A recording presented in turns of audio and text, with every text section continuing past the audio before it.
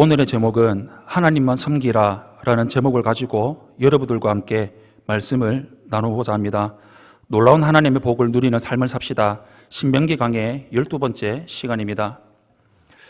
죄 때문에 창조주 하나님을 알지 못하는 온 인류가 하나님을 대신할 신을 스스로 만들어 섬기는 것이 바로 우상 숭배입니다. 그러므로 하나님은 이스라엘에게 우상을 만드는 것도 섬기는 것도 금하셨습니다. 그들은 오직 하나님만을 사랑하고 섬겨야 하는 하나님의 언약 백성이기 때문이었습니다. 먼저 첫 번째로 어떤 형상으로도 우상을 만들지 말라고 말하는 모세의 간곡한 말씀을 우리는 볼 수가 있습니다. 하나님은 이스라엘 백성에게 어떠한 형상으로든지 우상을 만들지 말라고 명령하셨습니다. 이 명령의 근거는 하나님께서 호렙산 불길 중에 이스라엘에게 말씀하실 때에 어떤 형상으로도 나타나지 않으셨다는 사실입니다. 어떤 형상을 따라서 우상을 만드는 것은 부패한 인간이 자신을 위해서 행동하는 죄악입니다. 하나님은 세상에 어떠한 피조물도 자신을 나타내는 형상이 될 수 없다는 것을 분명하게 말씀하셨습니다. 하나님은 천지를 창조하실 때 당신의 형상을 따라서 사람을 지으셨습니다. 하나님의 형상대로 창조된 사람이 다른 것으로 하나님의 형상을 만드는 것은 하나님의 뜻을 거스르는 죄입니다. 또 하나님은 당신께서 천하 만민을 위해 지으시고 배정하신 해, 달, 별을 경배하지 말라고 말씀하셨습니다. 그것들은 사람을 위해서 하나님이 만드셨으므로 절대로 경배의 대상이 될 수가 없었습니다. 욥기 31장 26절에서 27절에 이렇게 나와 있습니다. 만일 해가 빛남과 달이 밝게 뜬 것을 보고 내 마음이 슬며시 유혹되어 내 손에 입맞추었다면 라고 나와 있습니다. 하나님이 우상을 만들지도 말고 피조물을 경배하지 말라고 하신 이유는 우상 숭배가 하나님의 창조 질서를 위배하는 것이기 때문입니다. 하나님의 형상을 따라서 지음받은 사람이 모든 피조물을 다스리며 위로는 하나님을 경배하는 것이 바로 창조의 질서입니다.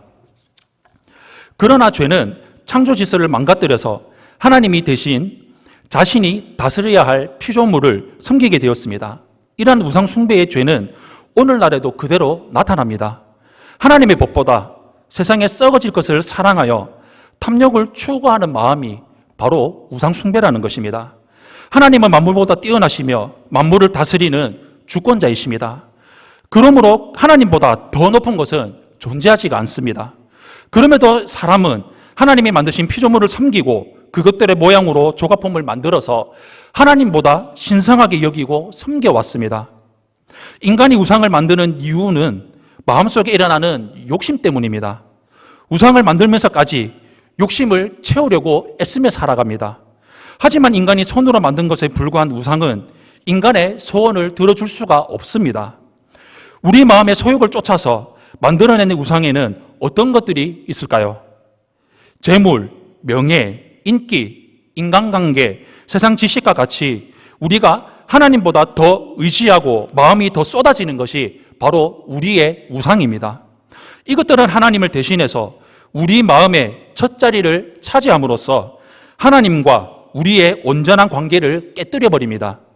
이스라엘은 우상 숭배의 죄를 범했기 때문에 하나님이 주신 기업인 바로 가나안 땅에서 쫓겨났고 다른 나라에 잡혀가서 오랜 세월 동안 포로로 생활을 하는 무지막지한 큰 고통을 겪었습니다.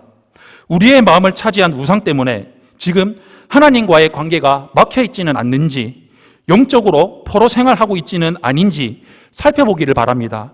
혹시나 이런 생활을 하고 있다면 즉시 바로 돌이켜서 하나님 앞으로 나아가시기를 바랍니다. 두 번째로, 질투하시는 하나님의 진노를 우리는 두려워해야 합니다.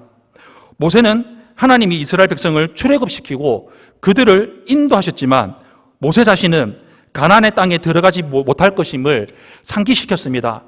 무리바 사건으로 인해서 모세는 가나안 땅에 들어가기 전에 죽게 될 것을 하나님이 예고하셨던 것입니다. 모세는 자신에 대한 하나님의 결정을 상기시킴으로써 이스라엘 백성이 하나님을 두려워해야 할 것을 교훈했습니다. 히브리서 4장 1절에 이렇게 나와 있습니다. 그러므로 우리는 두려워할지니 그의 안식에 들어갈 약속이 남아 있을지라도 너희 중에는 혹 이르지 못할 자가 있을까 함이라. 하나님은 모세를 특별히 가까이 해주셨습니다. 그런 모세조차 무례히 행동을 했을 때 하나님은 눈 감아주지 않으셨습니다. 더욱이 이스라엘이 언약을 잊어버렸을 때 무서운 진노의 심판을 받을 것은 당연합니다. 이는 이스라엘 백성이 가나안 땅에 들어가서 하나님이 금지하신 우상을 만들고 자연을 숭배하는 죄를 범하지 말라는 권면입니다.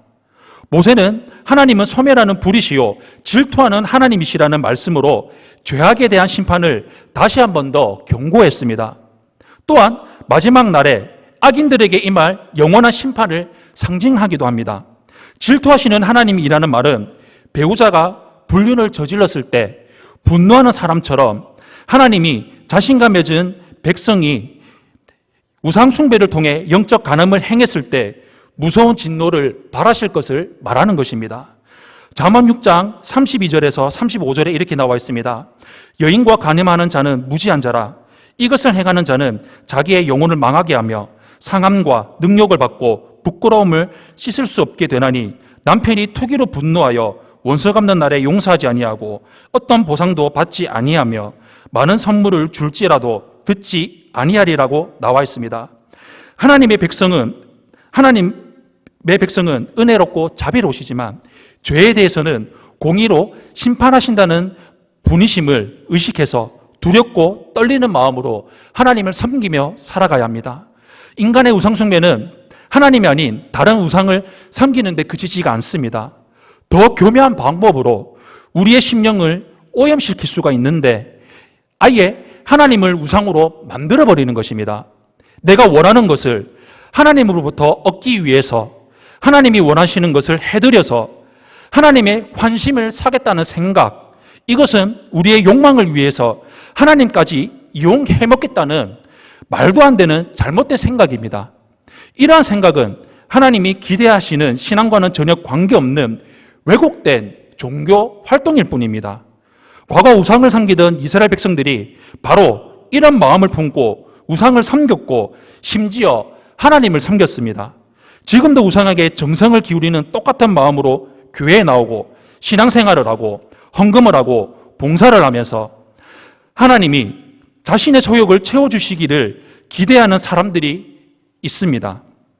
이것은 하나님이 우리에게 기대하시는 신앙이 절대로 아닙니다. 하나님은 탐심을 물리치라고 말씀하시고 자신을 부인하고 십자가를 지라고 말씀하십니다. 하나님의 뜻에 순종하는 것이 우상 숭배에서 벗어나는 길입니다. 참된 신앙을 갖기 위해서는 탐심을 물리칠 수 있도록 더욱더 하나님과 가까이 하고 기도하며 나아가야 합니다. 오직 우리의 만족이 하나님께 있음을 깨닫고 하나님 안에 있는 영원한 가치를 경험할 수 있도록 하나님을 붙들고 의지하며 살아가야 합니다.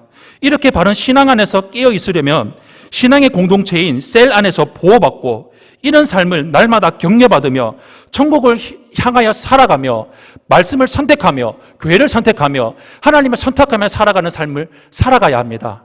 사랑하는 성도 여러분, 우리는 자신도 모르는 사이에 우상 숭배의 죄에 빠질 수가 있습니다. 그런 죄에서 벗어나기 위해서는 날마다 하나님과 깊이 교제하는 자리에 나아가서 우리의 만족이 다른 것에 있는 것이 아니라 오직 하나님께 있음을 경험하고 선택해야 합니다. 깊이 교제하는 것이 무엇입니까? 매일 성경 통독 큐티와 기도를 통해서 하나님과 깊이 교제할 수가 있습니다. 또한 교회 뿌리받고 세움받으며 말씀에 순종하며 신앙생활을 하는 것입니다. 하나님을 가까이 하는 자를 하나님이 가까이 해주십니다. 우리 마음이 하나님께로부터 멀어지면 우상 숭배의 죄는 언제든지 다시 찾아옵니다. 이스라엘 백성들의 삶의 목적이 무엇이었습니까? 바로 가나안 땅에 들어가는 것이었습니다. 하나님이 약속하신 약속의 땅, 바로 가나안에 들어가는 것이었다는 것입니다. 가나안 땅은 목축을 하는 땅이 아니라 농사를 주로 지어야 하는 땅이었습니다. 이스라엘 백성들은 애굽에서 목축을 하던 사람들이었습니다. 1세대가 죽고 2세대들이 남아 있었는데 이들은 목축할 줄도 모르고 농사도 할 줄 모르는 광야에서 방황하며 살았던 사람들이었습니다. 신명기 11장 11절에서 12절에 이렇게 나와 있습니다. 너희가 건너가서 차지할 땅은 산과 골짜기가 있어서 하늘에서 내리는 비를 흡수하는 땅이요 내 하나님 여호와께서 돌봐주시는 땅이라. 연초부터 연말까지 내 하나님 여호와의 눈이 항상 그 위에 있느니라 라고 나와 있습니다. 이 말씀처럼 가나안 땅의 특징은 물이 잘 빠지는 흙으로 되어 있었습니다. 비가 와도 땅을 머금고 있는 것이 아니라 비가 오면 땅 밑으로 쭉 빠져버리는 땅이었다는 것입니다. 하나님이 돌보지 않으면 살 수 없는 곳이었습니다. 하나님을 의지하지 않으면 도저히 살아갈 수 없는 땅이었다는 것입니다. 그들의 선택은 바로 하나님 말씀을 붙들고 선택하고 하나님만 바라며 하나님 율법에 순종하며 살아가는 것이었습니다. 그런데 그들은 하나님을 선택하는 것이 아니라 이방의 신, 바로 바알과 아스다롯, 그 위에 가나안의 수많은 신들을 그들은 선택하며 살아갔다는 것이었습니다. 우리의 삶은 어떻습니까? 우리의 삶은 천국에 들어가기 위해 살아가는 것입니다. 우리는 어떠한 선택을 하며 살아가고 있습니까? 천국입니까? 아니면 다른 것을 선택하며 살아가고 있습니까? 우리가 선택하는 것은 내가 잘나서, 내가 능력이 있어서, 내가 그 어떤 것이 있어서 선택된 것이 아니라 오직 예수 그리스도의 십자가의 은혜, 십자가의 그 구원의 보혈로 말미암아 내가 구원받은 말미암아 예수 그리스도의 성령으로 말미암아 내가 선택할 수 있는 길이 생겨졌다는 것입니다. 이스라엘 백성은 약속의 땅 가나안, 우리는 저 영원한 천국인 천국을 위한 삶을 선택하며 살아갑니다. 이스라엘 백성은 하나님을 섬기는 것과 우상 숭배의 길을 놓고 선택권이 주어졌을 때 그들은 하나님을 섬기는 것이 아니라 우상을 선택했습니다. 우리는 어디를 선택하시겠습니까? 하나님이십니까? 세상입니까? 천국입니까? 지옥입니까? 천국입니까? 다른 것입니까? 말씀입니까? 내가 원하는 것입니까? 선택권은 우리에게 달려져 있습니다. 천국 가기 위해 애쓰고 힘써야 합니다. 천국 들어가기가 너무나 힘들고 어렵습니다. 내 힘으로, 내 능력으로, 내 어떤 것으로는 절대로 들어갈 수 없는 것이 천국입니다. 우리는 말씀 붙들고 하나님 말씀에 절대적으로 순종하며 나는 할 수 없습니다. 나는 존재적인 죄인입니다. 나는 죄덩어리입니다. 나는 nothing입니다. 나는 먼지입니다. 나는 아무것도 아닙니다. 나는 오늘도 하나님 말씀 앞에 절대적으로 순종하며 나는 아무것도 아니요 예수 그리스도만이 내 전부이심을 내 입으로 고백하며 순종하며 나아가며 입으로 고백하는 것이 아니라 내 전체 삶이 그리스도께 복종함으로 사로잡아 순종함으로 하나님 말씀 앞에 나아가는 것입니다. 하나님 말씀 앞에 나아가는 것이 무엇입니까? 바로 내 교회로 나아가는 것입니다. 내 교회 깊이 뿌리 박아서 세워질 때 내가 잘못되었다, 내가 틀렸다, 말씀이 옳다, 담임 목사님 말씀이 옳다, 셀장님 말씀이 옳다, 나는 절대적으로 틀렸다, 나는 절대 절망이다, 나는 죄에 찌들어진 나는 죄의 짜가지라는 것을 절대적으로 인정하고 고백하며 나갈 때 그럴 때 위로부터 공급받는 하나님의 은혜, 매일 성경 통독 큐티를 통해 주어지는 그 말씀을 통해 일주일 동안 살아갈 우리 힘을 얻을 우리 담임 목사님의 말씀을 통해 그 말씀에 절대적으로 순종하며 살아갈 때 우리는 천국으로 갈 수 있는 길로 우리는 나아갈 수 있다는 것입니다. 무엇을 선택하시겠습니까? 천국을 선택하시겠습니까? 지옥을 선택하시겠습니까? 그 선택권은 우리에게 달려 있습니다. 우리 날마다 천국을 향하고 천국을 소망하고 천국을 향해 달려가는 천국 백성의 삶, 천국 시민의 삶을 온전히 이루며 나가는 우리 세정왕교회 성도님들이 되시기를 예수님 이름으로 축원합니다. 아멘.